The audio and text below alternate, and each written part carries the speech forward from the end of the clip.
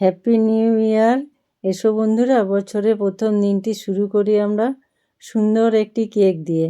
আর এই কেকটা এতটাই সহজ যে কেউ বানাতে পারবে। আর কেক তো সবার পছন্দের একটা জিনিস।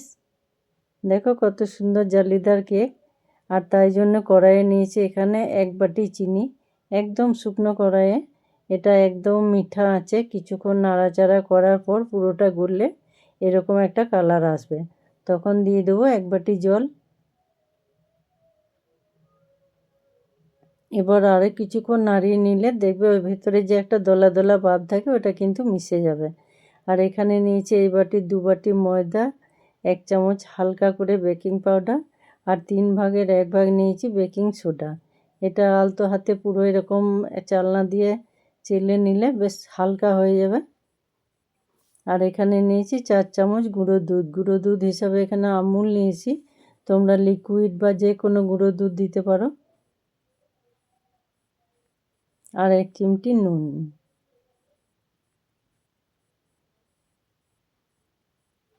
আর এখানে কিছু টুটি ফুটি, কিছু কাজু কিশমিশ, এরকম একটুখানি ময়দা নিয়ে আলতো করে মেখে নিয়েছি এটা।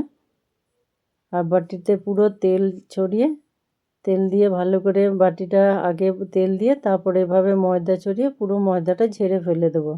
এতে কেকটা এত সুন্দর উঠে আসবে, আর কোনো বাটার পেপার বা এমনি পেপার খোঁজাখুঁজি করতে হবে না।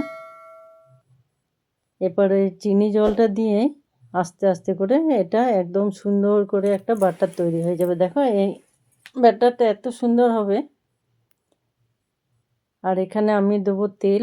তোমরা ইচ্ছা করলে এখানে বাটারও দিতে পারো, একটুখানি বাটার দিলে কিন্তু খুব সুন্দর সেন্ট হয়। বাটার তো সব সময় থাকে না, তাই জন্য তেল দেওয়াটাই সহজ।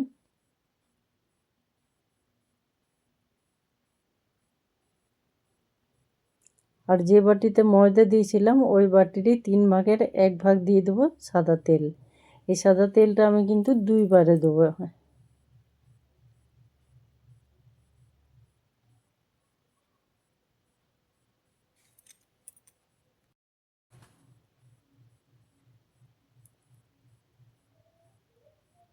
আর এগুলো যখন এগুলো মেশাবে তখন কিন্তু ঠিক একই দিকে চামচটা নাড়া দিতে হবে।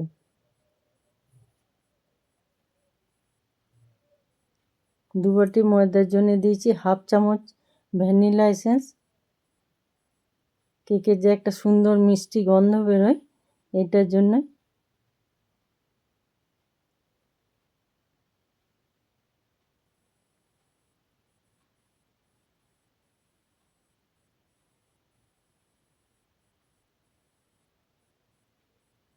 বাকি তেলটা আবার দিয়ে দিলাম।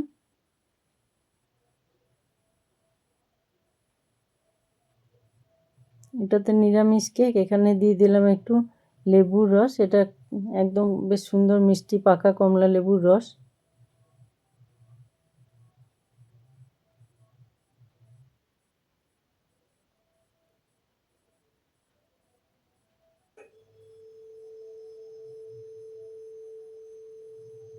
পুরোটাই চামচ দিয়ে মেশানোর পর তারপরে একবার জোরও ভালো করে এরকম ফেটিয়ে নিলে বেশ হালকা হয়ে যায় ব্যাটারটা।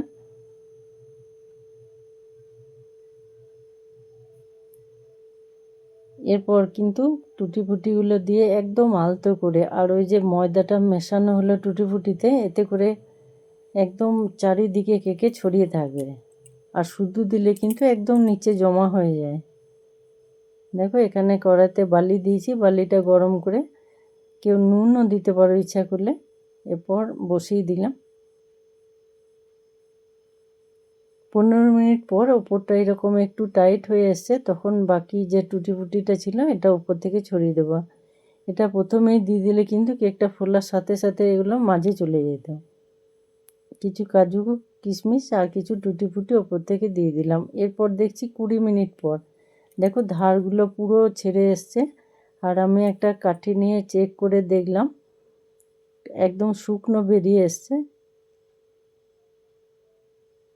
দেখো পুরোটাই কত সুন্দর কালার এসছে। এরপর সুতির কাপড় ওপর থেকে আলতো করে চাপা দিয়ে কিছুক্ষণ রেখেছিলাম। ঠান্ডা হওয়ার পর একদম দেখো উল্টে দেখাবো, কেকটা যত নরম আর ততটাই ফুলেছে 2 বাটি ময়দা দিয়ে, মাত্র ছোটো বাটির ময়দা দিয়ে।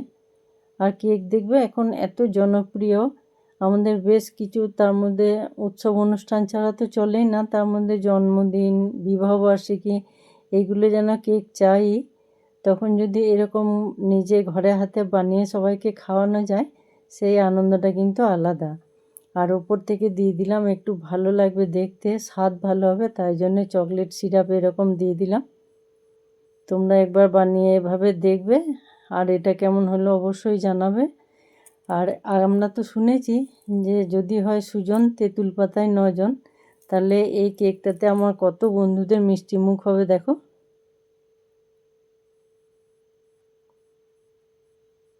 অনেক অনেক বন্ধুদের মিষ্টি মুখ হবে। দেখো খুব সুন্দর হয়েছে, আর খুব সুন্দর একটা সেন্টও বেরিয়েছে, মিষ্টি সেন্ট। দেখো এই একটা কেকেই সবার মিষ্টি মুখ হয়ে যাবে। নতুন বছর সবার খুব ভালো কাটুক, এই শুভকামনায় আজ এই পর্যন্ত।